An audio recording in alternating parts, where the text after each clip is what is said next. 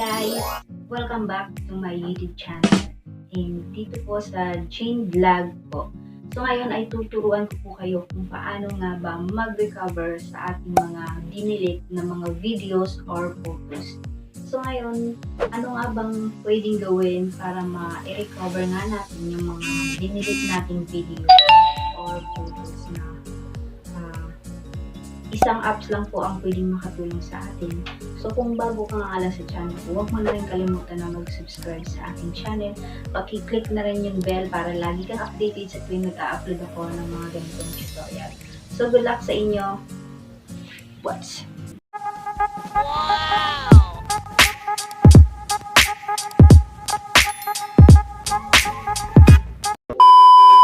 So hello guys, welcome back dito po sa aking Jane Vlog channel. So ngayon ay tuturuan ko po kayo kung paano nga ba mag-recover ng mga photos and videos nyo na dati nyo mga dinilit nyo. So ngayon, i-recover po photos po.